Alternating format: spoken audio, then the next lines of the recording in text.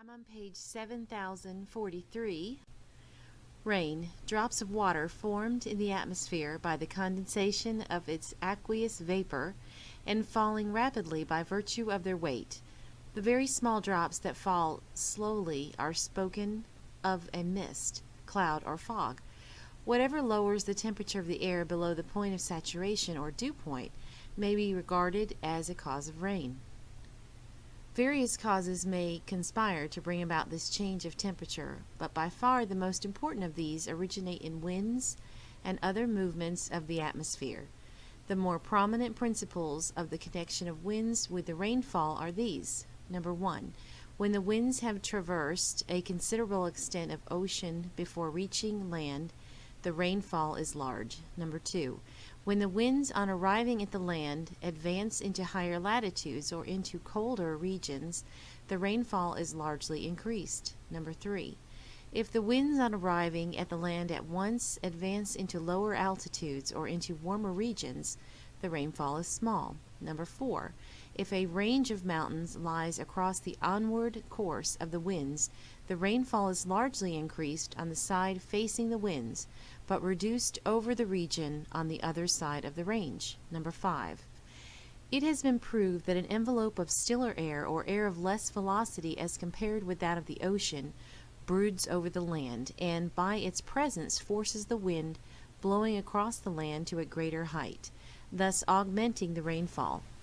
Hydrography is that branch of meteorology which ascertains and exhibits, as in charts, the rainfall of different districts in a given time.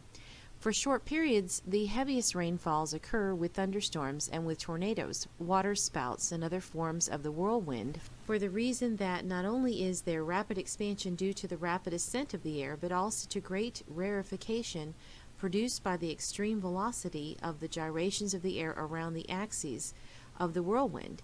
The heaviest rainfalls of the globe are brought by the winds which have traversed the greatest extent of ocean within the tropics. These conditions are most completely fulfilled from June to September by the winds which blow over southern Asia as the southwest monsoon. On these summer winds, the rainfall of India chiefly depends, and the lie of the mountain system with respect to the winds intensifies the effects. In the northeast angle of the Bay of Bengal, and thence north to Bhutan, the rainfall is great, rising at Cherrapunji in the Khasi Hills district to 472 inches or nearly 40 feet, being the largest known rainfall anywhere on the globe. Europe, as regards its rainfall, may be divided into two regions, the countries bordering on the Mediterranean and the rest of the continent.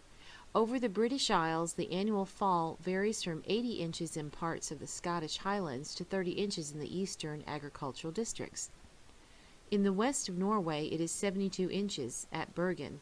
Over large portions of Sweden, it is 21 inches, and in Russia and Siberia, it varies from 20 to 2 inches. In the plains of France and Germany, it varies from 20 to 35 inches, rising, however, on approaching the Alps to more than 100 inches. The summer climates of the extreme south of Europe and north of Africa, situated at comparatively low levels, are practically rainless. The summer winds in southeastern United States are southerly, and as they have previously traversed a considerable extent of ocean, they arrive well but not supersaturated, and pour down a monthly rainfall of 6 inches or more from Louisiana to Chesapeake Bay. The comparative equableness of the rainfall over the eastern states is the result of no mountain ridges lying athwart their path and of the winds passing into higher latitudes and therefore cooler regions. Again, the distribution and amount of the summer rainfall in western and northern United States is really determined by the low atmospheric pressure which has its center in the region of the Rocky Mountains. To the west of this low pressure winds are generally northwesterly, and as they thus pass into hotter regions, the summer rainfall in these parts of the United States and Canada is either nothing or very small. In recent years, scientists have attempted to increase rainfall in various arid or drought-stricken areas by seeding clouds with dry ice, silver iodide particles, or fine water sprays. Initial results were generally inconclusive. However, in 1953, Australian researchers subsidized by the government reported considerable success in experiments in which cold temperatures or clouds were seeded with dry ice and warm clouds containing updrafts were sprayed with water. See meteorology, weather modification, and control. I'll have to look that up. Thank you for listening. I hope you've enjoyed this, and have a wonderful day. Sincerest Kimba.